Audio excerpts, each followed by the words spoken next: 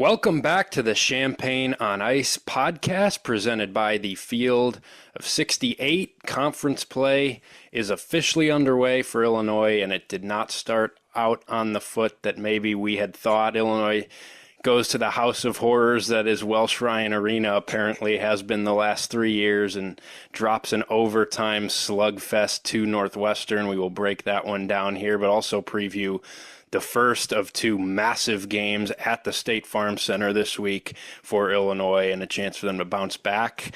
So a lot to get into. I am Kyle Tausk, joined as always by Mike Farmer. And Mike, how you feeling? Feels like basketball season doesn't officially return until you get that early season loss out of the way where all the overreactions start pouring in, and that's really the official start of the year. Yeah, I'm with you there. I don't think there will be too many overreactions from me in this episode, at least. We'll see what happens the rest of the year, see what happens this next week. But yeah, it had to happen eventually. Illinois, super young team facing a super experienced veteran team led by a great coach at in a decent atmosphere in Evanston. It was bound to happen. I'm not too upset about the result, I'll say. Yeah, I mean, going to Evanston, you always kind of convince yourself that it's not a big deal and that it's going to be 60% Illinois fans there. That place, I think they're 5-0 against their last five ranked opponents there the last 2 years, and Illinois has lost three in a row after winning like 10 of 11. It's just a place that has not been kind to this Illinois team. But let's get into the game. I mean, first things first, I'm with you. I mean, we'll get into all the different angles of this. I don't think there's any massive reaction to throw out after this game. At the end of the day, it's a conference road game. It's a team that's still in early December, this Illinois team that we knew was going to take some time to fully round into form after an 8-day break after their best performance of the year, kind of a clunker offensively. But it is a disappointing loss. I mean, this is a game that Illinois expected to win, obviously was favored to win. And the one thing that stings the most about this game is Northwestern did not play well at all and still beat you. Like, it's one thing last year, you go to Evanston and it was a high octane, high scoring overtime game, teams trading blows back and forth the entire time. Northwestern played a heck of a game to beat you last year at home. Boo Buie played a great game. Ty Berry hit a bunch of shots, and Barnheiser played well in that game. And it felt like Northwestern played their A game and beat you, which they did a lot last year at home. Northwestern played terrible in this game. Illinois just played a little bit worse. I mean, the Northwestern shot 39% from the floor, 19% from three. Illinois led this game by 10 midway through the second half and just couldn't put Northwestern away and went on a 5-minute scoring drought to allow the Wildcats to get back in. And it was just a rough offensive performance from this team coming off a game where it felt like everything was clicking. The only thing that was clicking in this game was Kasparas Yakuchonis hitting step back three after step back three to bail Illinois out and try to play hero ball. Other than that, it was a whole lot of nothing offensively, and Northwestern was able to turn it on in overtime. So your general takeaways and thoughts from this game, how disappointing was this one? But also, I mean, what stood out about the way Illinois lost this game? I'll say in the moment, definitely disappointing for sure. Just the way they lost kind of collapsed down the stretch. But season long, like I'm not worried about that happening a million more times. Like I think you saw Kasparas Yakuchonis was the dog that we expected to get from when he was coming over from Europe. I mean, just step back three after step back three. But the issue there was that was the entire offense for the last 25-30% of the game. That's an issue. We'll see down the road if guys step up, like Ben Hummerkaus, if he can step up shooting wise, I'm sure he will. If Kylan Boswell can get going in late game situations, stuff like that. Overall, like you just said a lot about how Northwestern didn't play their A game and still beat us. I'm looking at the box score right now. 60 of Northwestern's 70 points came from three players, Brooks Barnheiser, Nick Martinelli, and Jalen Leach. 17, 16, and 27 points respectively. Like that's pretty crazy. Ty Berry did not score a point. That's a guy that's been a double-digit scorer. He's a consistent Big Ten player over the past couple of years. So I don't know, kind of crazy. Like we talked in our preview episode about how Northwestern has some matchups that they could probably exploit their offense versus the Illinois defense. they kind of did that. Like that's what we were pretty much expecting. Barnheiser and Martinelli at 6'6" and 6'7". Like Illinois just does not have great defensive matchups for that. And they exploited that. Like Martinelli went nuclear in the second half. He pretty much carried the team. KJ tried to carry us. He did his best effort, but I don't know, we couldn't get the win in the end.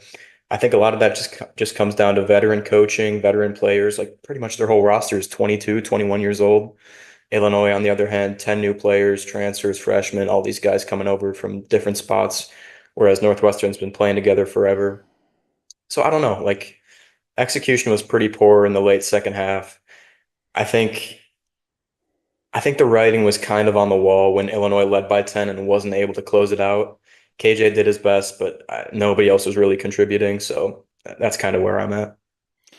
Yeah, I mean, you hit it there. We feared this coming into the matchup. If there was one way that Northwestern was going to win, it was just exploiting favorable matchups with their two-star guys who are, size-wise and just the type of player that Brooks Barnheiser and Nick Martinelli are. Illinois just doesn't have a great matchup for either of those guys. Now, Illinois actually did a pretty good job on Brooks Barnheiser, shot 7 of 23, 17 points. And Illinois, for most of the game, elected to put Kylan Boswell on him, which was an interesting decision to not try to take either of Northwestern's guards away, but to see if Boswell could handle the matchup with a taller, physical Barnheiser. I thought he did a pretty good job when he was on him. Illinois tried some other guys there, and mainly a lot of his shots were tough. I mean, that's kind of what he takes anyway. He hit a couple down the stretch that killed Illinois. It was Martinelli, though, late in the game that Illinois didn't have an answer for, and Northwestern just exploited matchups. I mean, they did exactly what Illinois did last year with Marcus Damask, with Nick Martinelli, and said, we're going to hunt a favorable matchup, let him go to work and just dominate. And after he went, I think, 2 for 9 in the first half. He went 9 for 11 in the second half in overtime, and a lot of that work was done on Benham Rickhouse and Kasparis Yakichonis one-on-one. I thought Illinois could have adjusted to that a little bit by sending a second body at him when he really got going. I thought that was a mistake by Illinois, especially when Northwestern, for a lot of crunch time, was playing Justin Mullins. He played 28 minutes in this game, and he's just a total non-shooter. You saw Illinois completely dorking him. He made one shot in the first half. It was his first 3 of the year, went 1 for 5 otherwise. And Illinois really did not guard him at the three-point line, but they didn't fully commit to sending help on Martinelli. It was a lot of one-on-one, and he just feasted on KJ in overtime and Benham Rickhouse in the second half. And Illinois, I thought, could have been a little more aggressive, trying to force it out of his hands. They didn't. At the end of the day, I mean, you hear Brad Underwood after the game, and ultimately Illinois is going to live with giving up some of these tough shots. I mean, Northwestern's offense is built around tough twos, non-rim twos that are in essence contested, but the way those guys play, I mean, that they're pretty high percentage shots. So I don't know. At some point, I think you got to, as much as you loathe and you'll let teams beat you in that kind of intermediate mid-range area. If a team's as efficient as it as Northwestern is, I think you kind of need to accept that it's probably an efficient shot for that team. And at the end of the day, though, yeah, Illinois struggled to guard in overtime. Martinelli went to work, but you just couldn't score all game. I mean, you really could not score all game, and Illinois is going to have to find an answer offensively. If teams like Northwestern did try to take their ball screens away, try to not allow KJ opportunities to work in drop coverage, and they adjust to that, and they try to take away Tomislav Ivicic by switching on him a little bit and his perimeter shooting, Illinois' got to find an answer. Illinois' got to have guys step up. Part of that is, hey, Benham Rickhouse has to make a three. Part of that is Kylan Boswell's got to make a layup on a nice cut, did everything but finish a wide open layup that could have put this game away. Some of that is just an off night, but some of it I thought was just bad execution. Illinois really didn't have a plan offensively late other than running some ghost screen action with Rickhouse and Boswell that didn't really lead to great shots. And Illinois just has to figure out a response offensively, because we know what it looks like when it's good, but there's good coaches in the Big Ten. Chris Collins is one of them. Teams are going to try to take away Illinois' bread and butter, try to take away that two-man game with KJ and Tomislav, and Illinois is going to have to find other ways to score, and they just did not have enough guys step up offensively in this game at all. I mean, you said it. Boswell, Riley, and Hummerkaus combined to go 1 for 18 from three-point range. I mean, you look at that, like if you gave me that stat before the game and said Illinois was even in this game, I probably would have been happy with that. Obviously, they still lost and turned out the way we wanted it to, but still, just a total off night, like you said, lack of execution. Pretty much everything went wrong offensively, it felt like, besides KJ and besides Thomas Love at times. Just he's been kind of dominant in the low post. Like his touch has been phenomenal to start the year. His Will Riley passing had a was as nice little good as it's been stretch. all year. Sorry but Ivicic's Oh, you're good. passing put on a show. I mean, he put on a show in the first half. The behind the back was the highlight of the night, besides KJ's six step back threes. But I mean, yeah, he's like we said last week, no complaints about his game. He's just been awesome the entire season.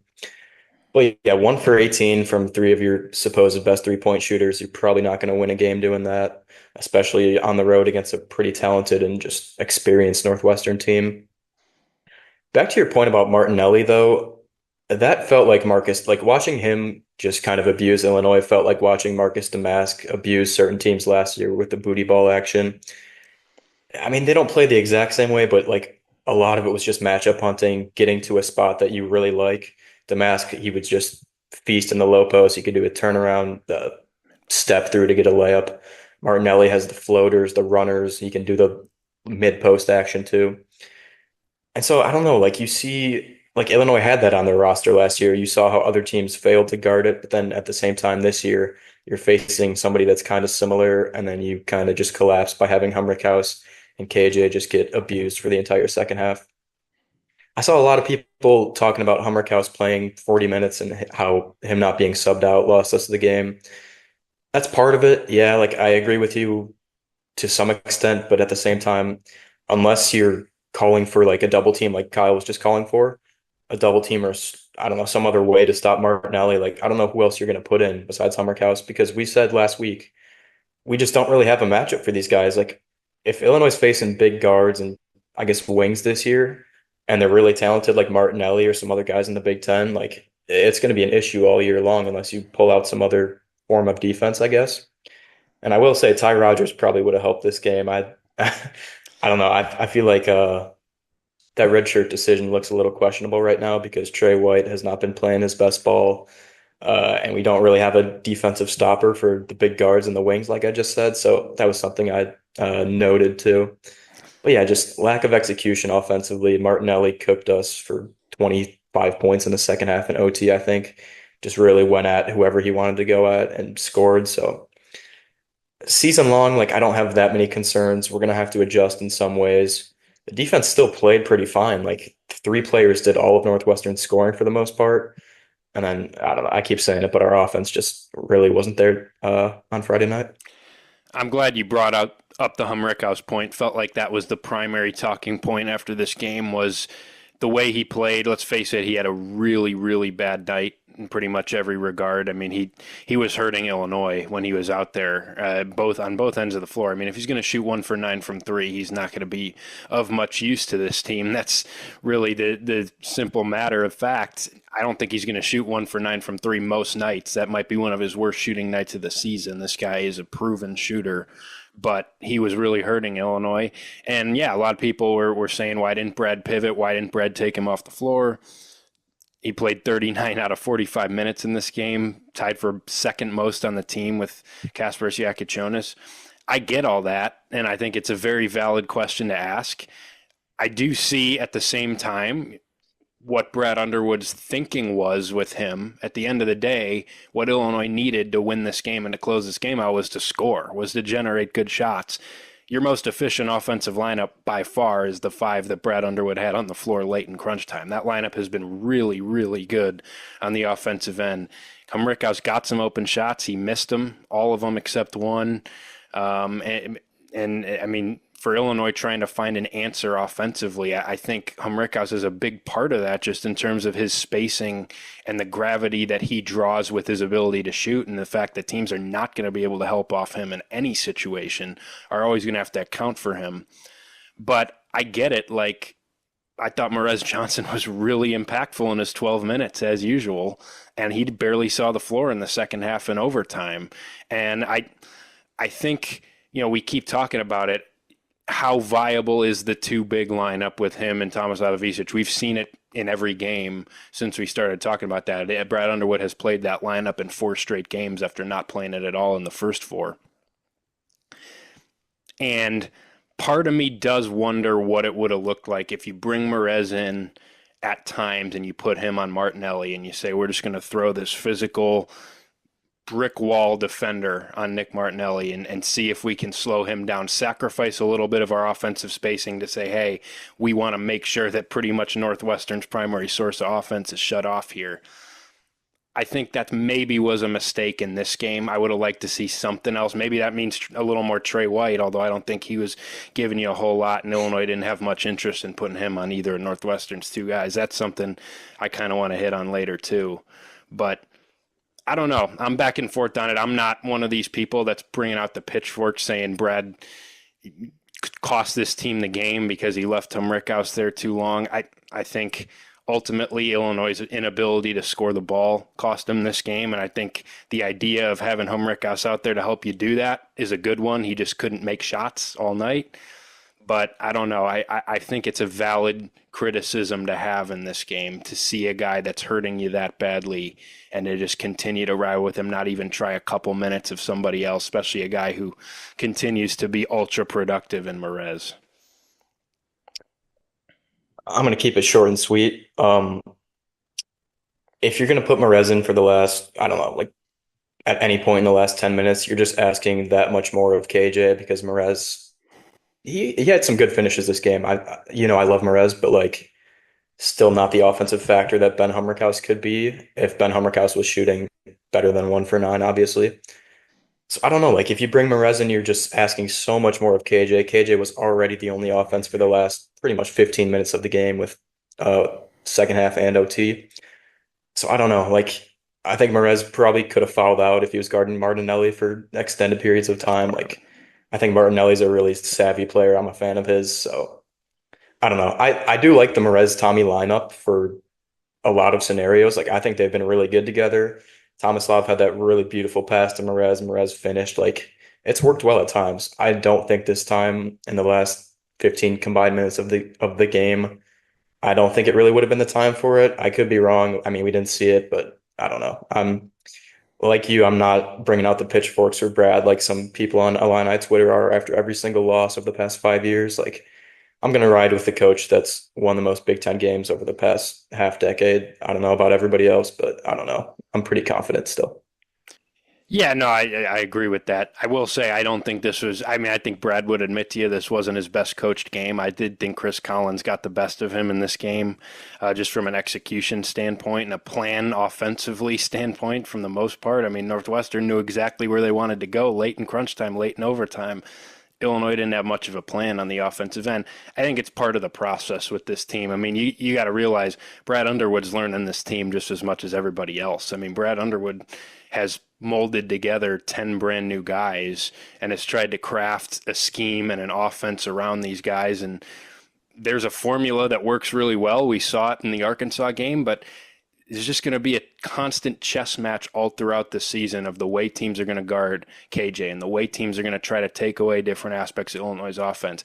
I didn't think Illinois adjusted all that well in this game and really did a whole lot, ran much late in this game. I would have liked to see Illinois have more of a just certified plan offensively as opposed to just running the same go screen action with a guy who was 1 for 9 from 3.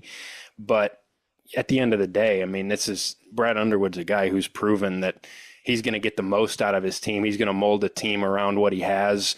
And I think that process is still coming for this coaching staff as much as it is the players, as much as it is the fans. I think this is a game that everybody can learn from, not just the players, but also Brad Underwood in terms of what worked and what adjustments could happen in a game like this. But at the end of the day, I don't think that was a total game-losing decision to have Ben Humrekas out there. He played poorly. I don't know if the result changes if you go to Merez. I will say I thought Merez had some really good offensive moments in this game, and Illinois ran some ball screens with him to where he just hard rolled to the bucket, and that was working well. Maybe you throw that dynamic where you can play a Visic off the ball and see if Northwestern changes up a coverage with Merez, knowing that he's not a pick and pop guy. But I think, it's hard to go back and totally rewrite that in terms of this game. I don't think that was as big of a deal as maybe some people are making it out to be. I understand the reasoning that Brad Underwood had of, hey, this is a guy that he gets an open look, even if he's 1 for 9. I think that could be a game-winning shot for you, and he got some open looks. He just didn't make them. KJ, yeah, I mean, he was special in this game. Let's spend a second saying that this guy's a killer. Like, not only is he really talented, not only is he just a wizard in ball screens and an absolute elite passer, but late game moments, this guy steps up. This guy tried to will Illinois to this win. And I mean, that step back three is deadly, but it just felt like there were moments where he just, Io DeSunmu, like, said, we need a bucket. I'm going to get us a bucket here. And he was just incredible down the stretch of this game, really trying everything he could to bail Illinois out of some tough situations offensively. And if he's going to be making clutch shots like that for Illinois, that makes me feel a lot better. If Illinois is in another situation like this, that they got a guy that is their no doubt go-to ball in his hands, and he can make a shot for you late in the game. Yeah, I think if we didn't know already, I think we know who our closer is on this roster. But the hope is other guys just step up. I mean, 2 shots go down for Hummerkaus and maybe Will Riley in the last 5 minutes, I think Illinois probably wins this game. It just didn't happen. We'll deal with it. Illinois will survive. But yeah, KJ, 20 points, 10 rebounds, 7 assists, 6 made threes. I mean, I don't know, like 18 years old. He's just so calm, so special. And you can see just he has the killer instinct late in games for whatever reason. We've seen it with a couple guys that have come through Champaign recently. Io had it. Terrence pretty much had it. Trent Frazier had it a lot. KJ's the next in line. Like, he's just so special. He's the closer that Illinois needs and Illinois has had on pretty much every roster of the last 5 or 6 years. And he's a freshman. Like, I don't know. I don't even know what to say. He had the ball in his hands for the whole game, and he just really turned it on in the last 20 minutes, 25 minutes of the game. Every single possession ran through him offensively. Pretty much every shot felt like it was a step back three or something, or he was creating it in some other way. The 2-man game with him and Tommy is just, I don't know, it's really good. I mean, that's going to win you some games. It has won us some games already. And then when KJ's hitting the threes like that, whether it's step back or just open threes, whatever it is, like, I don't know, he's a killer. You can see why he's a lottery pick. I think I don't know. Like, he keeps rising on these mock drafts I'm seeing, and it just makes me more excited to see him the rest of the season because he's been great already. And I think we're both in agreement. The sky's the limit. Like, I think he could just continue to get better. Northwestern was a phenomenal performance. He's been putting up 20 points and like 14 combined rebounds and assists in what's felt like every single game of the past couple weeks. Like, I don't know. He just continues to get better, continues to impress you in different areas every single game, whether it's the passing game one night, hitting step back threes one night. Every night he's just in control of the offense completely. I don't know what to say. Like, he's that special. This is the only year Illinois is getting out of that guy. I'll promise you that. Yeah, Any that's thought confirmed. of him coming back for a sophomore year? It's just not going to happen. This guy's going to be playing in the league next year. The latest athletic mock draft has him top 5. I mean, I don't know if that's ultimately where he'll end up. I think this is a lottery pick that Illinois has, and a guy that has stepped up, and he plays way beyond his age. I mean, he's got such a mature game for a lead guard. I mean, he's unlike any other freshman point guard that I've seen in a long time at Illinois for sure. But just in terms of his savviness and his control of a game, it's just really impressive. He had 3 turnovers in the first 4 minutes of this game. It looked like it was going to be a disastrous night for him. He had 1 in his last 37 minutes. For against a Northwestern defense that sent to it the ball quite a bit and was throwing some different things at him, taking away some of the ball screen space that he had in the Arkansas game, being a little bit more aggressive. It's just impressive the way he was able to turn it on there late. Other things from this game, I do want to mention, like, briefly. I don't want to like make this a constant talking point, but like, it was alarming to me, not just that Trey White didn't play a whole lot late in this game. I think that's where it's been trending. And we saw that in the Arkansas game. I mean, Illinois, the lineup that Brad wants to play in crunch time, his go-to five are Kylan Boswell, Kasparis Yakichonis, Will Riley, Benham Rickhouse, and Thomas Avicic. That much has been made clear. So why It not was, do it from the start? well, that's, we can talk about that too. The one thing I was going to say is it was a little alarming to me that in a game where you were going up against a 6'6" and a 6'7" scoring wing/forward combination with Northwestern that does a lot of their action in the mid post and tries to play physical and use their size. Illinois did not have Trey White on either of those guys almost at all in this game. The only time that he was guarding either of those guys was on a switch, pretty much all game long. He started, I believe he was on Ty Berry to start the game.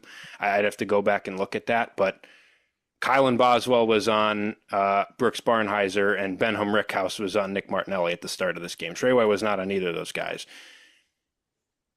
I mean, he's got to give you something. Like, Trey White is going to need to give this team something. I thought truly that he was going to be a guy that could develop big time defensively. And you mentioned it earlier, like the Ty Rodgers red shirt now is looking like, hey, that might hurt this team more than we thought because Trey White hasn't stepped up and done the things that Ty Rodgers could do well. He has rebounded it well, but I mean, if you can't trust him against a bigger wing to guard them or to even give you a chance of guarding those guys, it's really starting to concern me because he's not giving you much offensively. We know he's a non-shooter. Where's the concern level for you with Trey White on this team? Because it feels like, man, if he's not giving you anything on the defensive end, I don't know how playable he is. Yeah, I mean, I'm not going to say 10, but like 8 or 9 if we're going on a 10-point panic meter. I mean, you said, I don't know if it was last episode or the one before, you said Trey White might be the still be the X factor for this team. And I've said like the Northwestern game is the game where he can kind of step up defensively. And as we saw, that did not happen. His minutes are dwindling what feels like every single game. Will Riley's coming in quicker, Trey White's staying on the bench longer. Um, I don't know, like we've said kind of since our first episode of the year, we know Trey White's probably not going to give you much. He's not going to impact the game much offensively. He's probably not going to be a great shooter. He can maybe hit some mid ranges, get to the rim a little bit, but that's not really what this team does. And then defensively, like you just said, if he's not guarding the guys that are kind of matched up with his height, the guys that he would project to be able to guard, and Martinelli and maybe Barnheiser, why is he on the court? Like I don't know, and he really wasn't on the court that much against Northwestern. I think I'm ready for the Will Riley and Trey White flip-flop in the starting lineup and the bench rotation. I think I've been ready. I think most people probably are. I think Will Riley, first of all, could probably benefit from not like carrying the load when he comes in off the bench. I feel like there's times where he's prone to being like, I got to be the guy. I'm coming in off the bench as a sixth man. I got to be the guy that's putting up 3 shots in 5 minutes. Granted, he makes a lot of them. I think that can still be his role on the team a little bit. But I think like he could really benefit from being in the game from the start, seeing what other guys are doing. Let KJ get going, let Thomas Love get going. And then if he's open in the corner, he shoots his threes, he gets going. And then Trey White, just if he could turn into a defensive stopper off the bench, that would be amazing. I don't think that's going to happen at this rate. But I don't know. I think a switch is needed. I'm definitely concerned about the Trey White situation. His minutes are going down every single game, and he's just not really doing much. His rebounding has improved a little bit, but if that's the only thing that's really catching people's eyes, I don't know what we're doing here. Yeah, I mean, he had 4 points and 2 rebounds in 15 minutes in this game. 15 minutes is actually the most he's played in a high major game so far. He had played 11 and 10 in the previous two. I mean, it's clear that he's not the guy that Brad Under would trust the most in late game lineups. So I'm with you. Like, why are we trusting him to start the game? I get that, at the end of the day, the closing lineup matters more than the starting lineup. I just want to see the best five out there. To me, that's not as important as, like, you need to get something out of this guy, because I still think, like, ultimately maybe the expectations had gotten maybe higher than they should have for him. but he can't be a nothing for this team because, like, if there's one concern to me coming out of this game and really the recent stretch of games, it's that this team has gotten a lot more shallow than you would have thought coming into the year. A big selling point on this Illinois team this offseason was the depth of the rotation. There's nine, Brad Underwood could go 9, 10 deep with this team. You feel really good. This bench unit is going to be as deep as Illinois' had, and there's just so much depth on this team. Not anymore. Not at all anymore. This is a very shallow rotation. You got five guys that Brad Underwood pretty much will live and die with in late game moments, the five I listed earlier. And if Benham Rickhouse is going to play like he did against Northwestern, that's four guys because he was a black hole out there for you. Not to say he'll be that every game, but I mean, you look at Trey White not giving you a whole lot right now. Dre Gibbs Lawhorn not giving you almost anything in his minutes. I was really high on what he was doing early. He just hasn't really done anything for this Illinois team. And even defensively, I think he's gotten a little over aggressive at times. I mean, he just committed a silly foul when he came in. 9 points, 9 minutes, no stats for DGL in this one. And it just feels like he has not had that same assertiveness on the offensive end and that spark ability that he had early in the year when he had 21 points in Illinois season opener. And Kerry Booth, not in the rotation anymore. Jake Davis getting 2 spot minutes in this game. I don't think he's a guy you want to trust very much. So aside from Morez Johnson, I mean, you go beyond that top 5, and we've already talked about how Morez Johnson isn't just an easy like plug and play him because you want to make the lineups work. Like, you're getting shallow on this team. The depth is not, this is not a deep team right now. And I agree with you in the general sense of like, look, there's nothing to overreact about with this game. I still am really high on what this team can do. But if there's one thing that I do leave these last stretch of games, but particularly this game, with just a little bit of concern with, it's that Illinois is not getting much out of its depth guys. And I think you're going to need to see a few guys, and really the two guys that I mentioned, Trey White and Dre Gibbs Lawhorn, have to give you something because you just need to be able to rely on more than 5 guys. Yeah, with Trey and Dre, like they just haven't produced against high majors, and the rest of the guys, there's been at least one of the 3 games. Like Kylan had a great game, one game. I don't have to go through it, but everybody else in the major rotation has produced in at least one of those 3 major or high major games. Even Morez has done pretty well in all 3. But yeah, Trey just, I mean, if 15 minutes is your most played in the 3 high major games, that's a major concern. I honestly kind of forgot he played 10 and 11 minutes in the other 2. And then Dre just, I know he has the spot minutes. He had spot minutes all of last year, and he's kind of expected to just come in and hit a 3, and that's way harder than it actually seems. But like even this year, he just hasn't contributed against the high major teams in Arkansas, Bama, and Northwestern. Obviously, there's 20 more of these games over the next 3 months, so we'll see what happens. But yeah, I'm with you. I think the Ty Rodgers red shirt is still kind of puzzling to me. If Ty Rodgers was practicing with Trey White every day, and I don't know. Like Brad Underwood did say Trey White was the most consistent player on the entire roster at Media Day. Trey White I beat haven't out really Ty seen Rodgers that. clearly. Like, clearly Yeah, this I don't get offseason, it. in Brad Underwood's mind, Trey White beat out Ty Rodgers for a similar spot. And now you start to wonder, like, again, at the end of the day, this coaching staff had whole offseason to evaluate that. Am I going to say that without ever having seen a practice all offseason that was a mistake on their part? I can't sit here and say that, but it does make you wonder a little bit now based on what we've seen. Trey White's been a disappointment so far. Yeah, I don't know, that's all there is to it really. Like he steps up or he doesn't. I think Will Riley should probably take his spot in the starting lineup sooner rather than later. But we'll see. Like I think the defensive potential is still there. Brad Underwood raved about it. Not worried about his offense. Like I think we know what we're getting out of Trey White's offense. And then with Dre, like I forget if I said it on the podcast last week, but I've been thinking it for a while.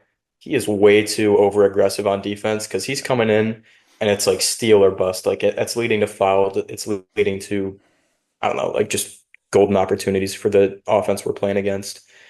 And then his shooting just still hasn't been there career-wise. It's limited opportunities. I just said it, but like we need a bit more out of those two.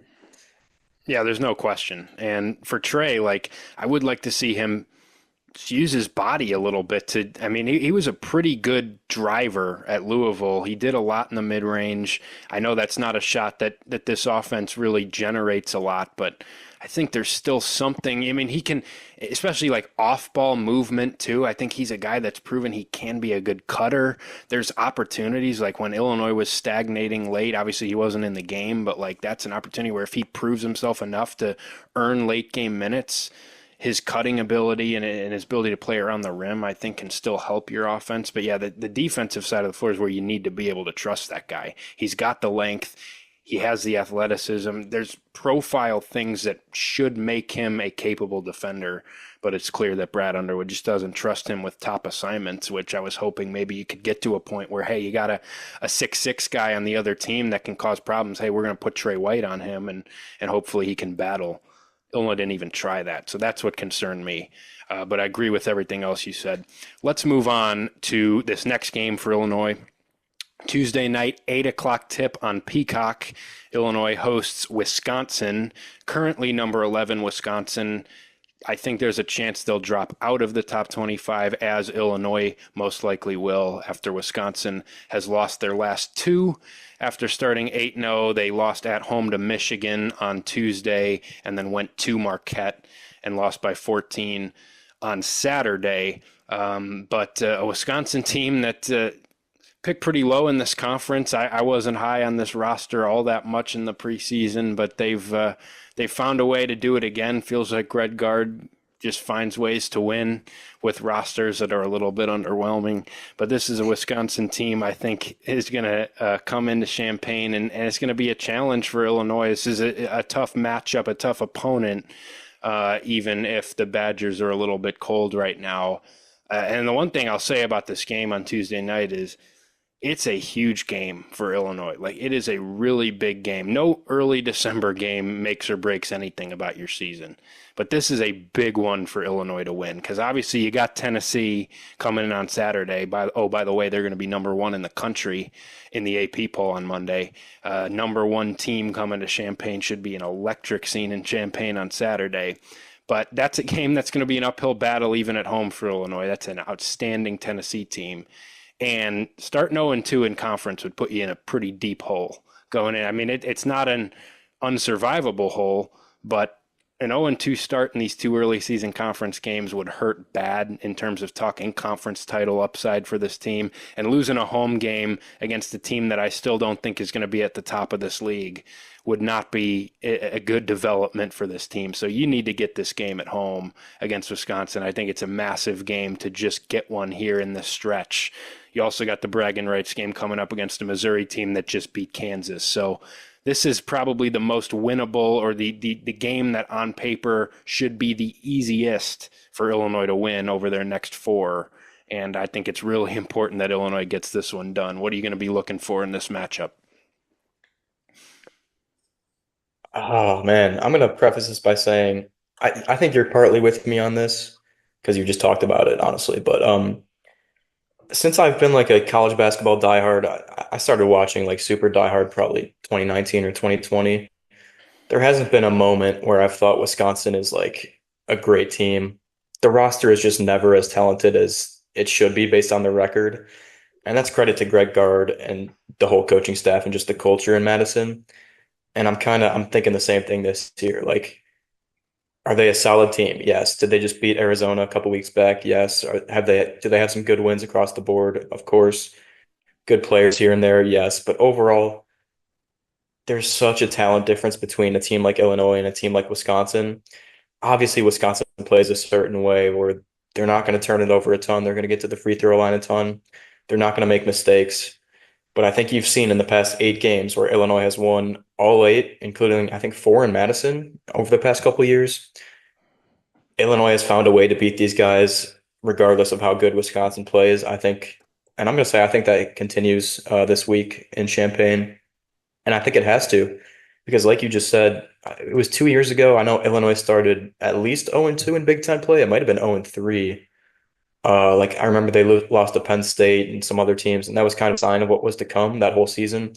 Illinois ended up getting the 9 seed, lost to Arkansas. It just wasn't a great year. I'm not saying that's going to happen if they lose to Wisconsin, but like you mentioned, conference title hopes, that's probably still relevant for this team even after this loss to Northwestern. So yeah, this is a huge game in Champaign against Wisconsin. I I don't know, man. Like John Tanje's been a really good player. He's kind of been the catalyst for everything Wisconsin's done this year. But across the rest of the roster, like there's not many places I'm too scared about this Wisconsin team. Stephen Crowell and Max Klesmet are two of the guys that are were projected to be like starters and the best players on Wisconsin's team. I think they've both just been flat out bad to start the year. Klesmet has not shot it really well. He did just play well against Marquette a couple days ago. Crowell's just kind of been bad overall. He has not really provided much for the Badgers. Nolan Winter's a guy that's kind of stepped up this season. I think he's a bit of a stretch five, kind of undersized, but he's been a good piece for the Badgers. And then the other main guy is John Blackwell, who he's really good at getting to the rim. He's a sophomore guard, averaging around 15 a game, I think.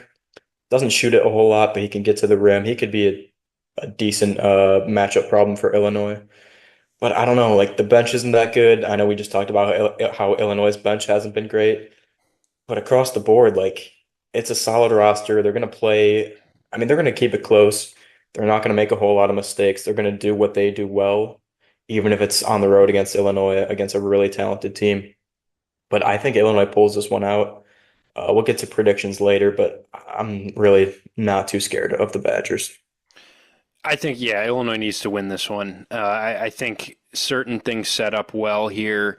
Uh, at the same time, I do get concerned about a guy like Tanji. I mean, he fits the mold of like a bigger physical wing type. Where does Illinois go to combat him? He's a guy that's just lived around the rim, lived at the free throw line. Is that a Boswell assignment, or do you go, you know, where else do you go? That's kind of what we learned. We'll see what happens there. But yeah, Blackwell's another guy that's had a good season so far. He's the most explosive guard on this Wisconsin team. He's been really good at getting to the rim and has created a lot of offense for himself. Yeah, Klesmet and Kral have been disappointing this year. I do think this is a big Tomasava Visic game. This Badger front court has been pretty poor. I mean, they haven't guarded at all. I think Steven Kral is very gettable defensively, and he struggles against stretch fives. I mean, that's something that Wisconsin, you've seen them. I remember watching, I mean, they were getting a scare in Madison against UT Rio Grande Valley, and Rio Grande Valley had a stretch big who was killing Wisconsin. Gregard had to take Steven Crowell off the floor and play Nolan Winter as a small ball five to try and take that away. I think Ivisic can really get some open looks from three, but also you should be able to take advantage of some things inside. Wisconsin's not as aggressive defensively as you saw from Northwestern. I do think that there'll be some opportunity for KJ to operate in ball screens here, and an opportunity to get back to what worked against Arkansas with him and Tommy running that.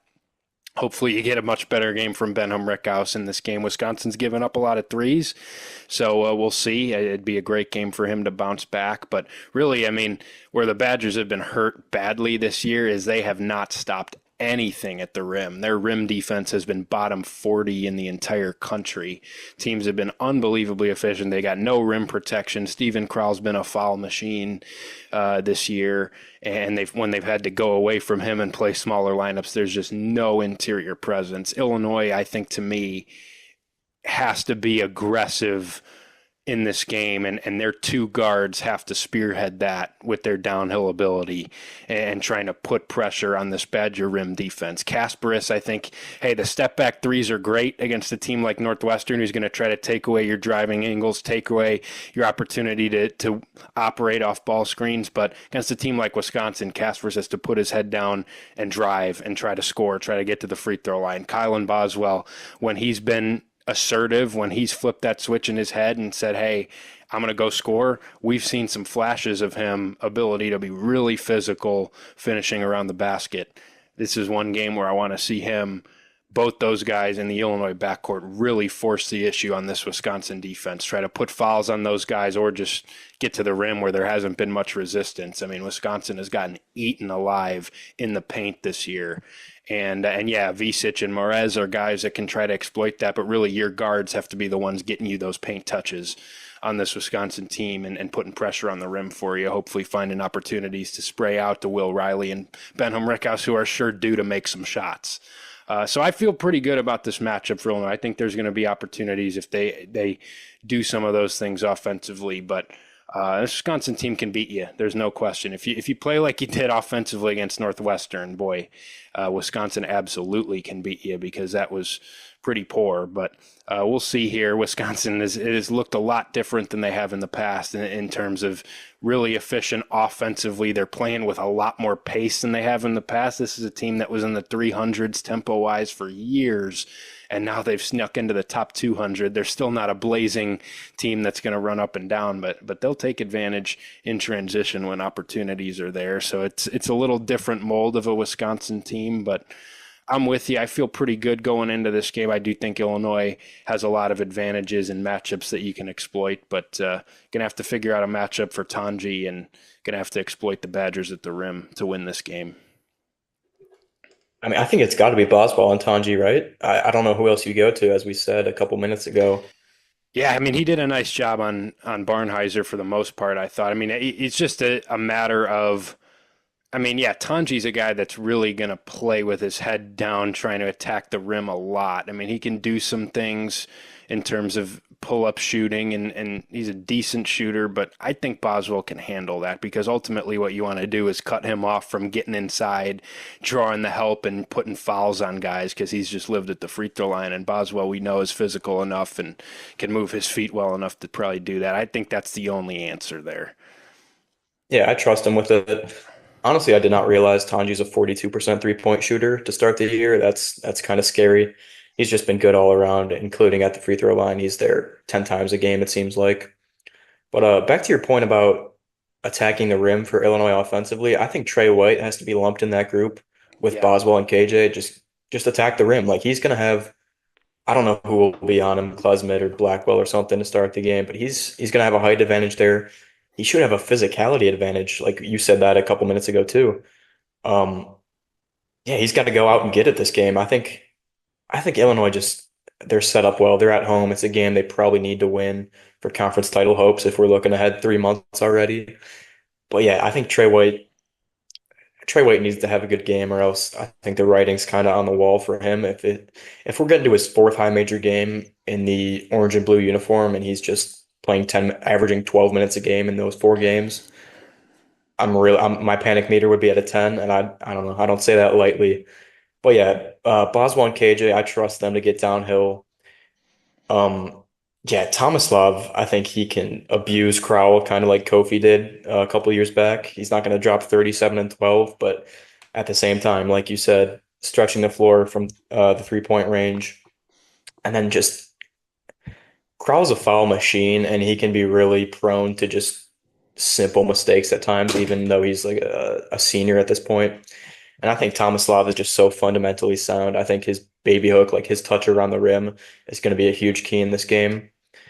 And then, like, I think Ben Hummerkaus, this could be a game for him where he just gets back to form, gets back to that 43% shooting, where he was at before the Northwestern game. I don't think they really have a great matchup for him on the perimeter because that's where he plays. All nine of his field goals against Northwestern were three-point shots.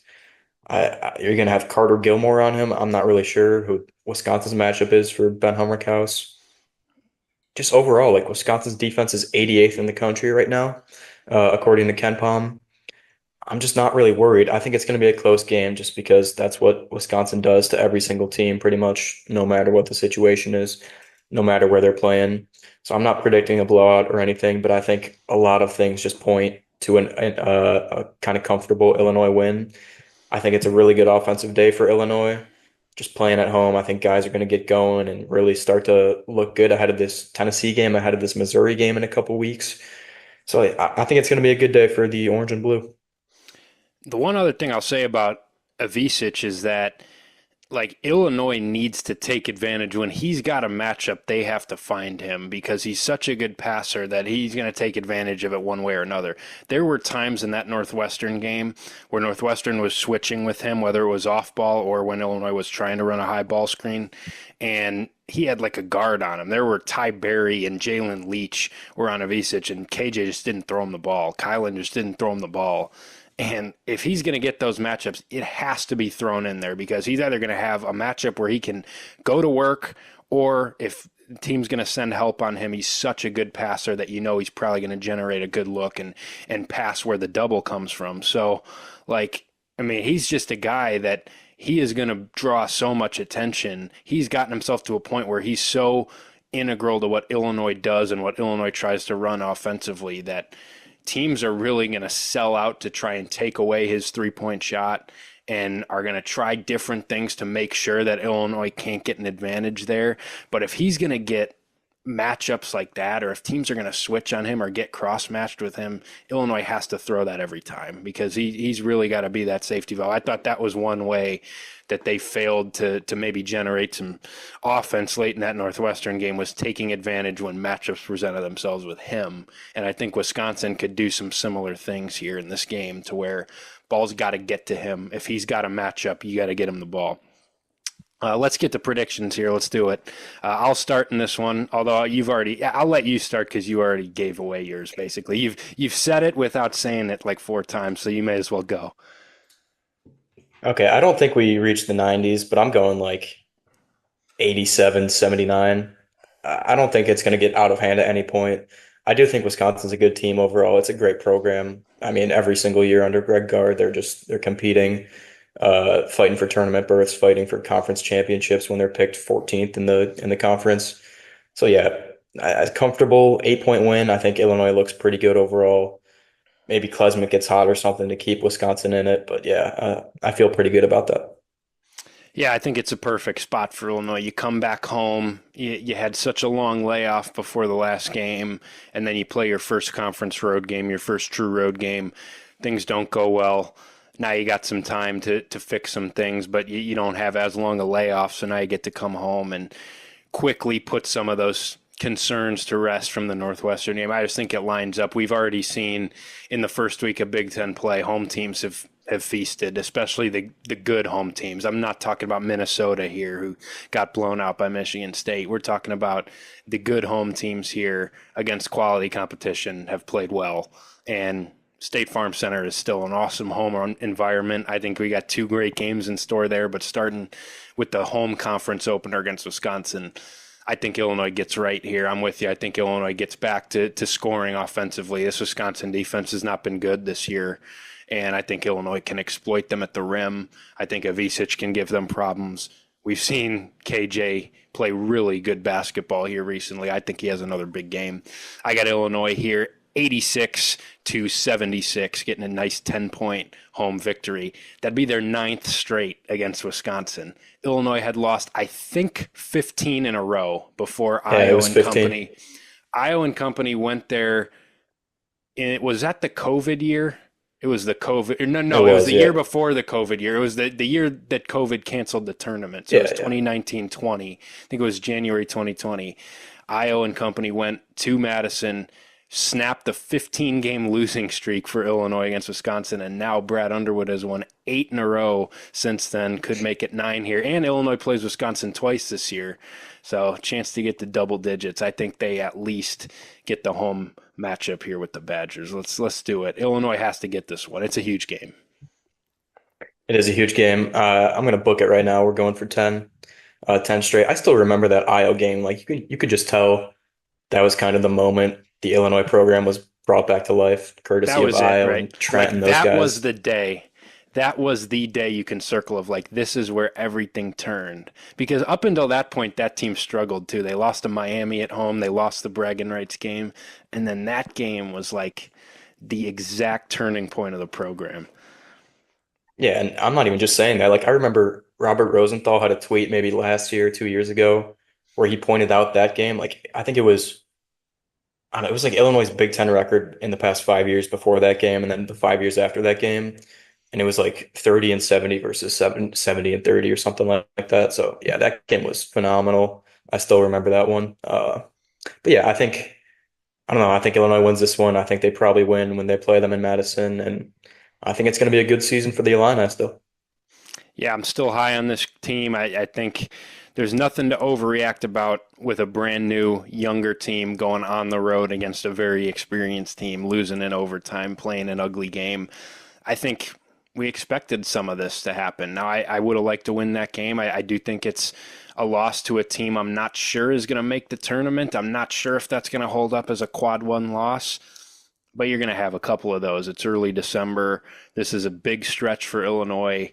As long as you can bounce back, get to 1-1 in conference against Wisconsin, protect your home floor, and set up a big-time game on Saturday against Tennessee, I think all will be forgotten pretty quickly with that Northwestern game. And I still think this team is going to continue to grow, and this coaching staff is going to continue to grow around this team as well. So patience is needed with this group. I think, I mean, I'm guilty of it too. Like coming off that Arkansas game, I gave them an A as a team last week in last week's episode because I was so thrilled with that performance. I'm like, man, I didn't think we were going to get this version.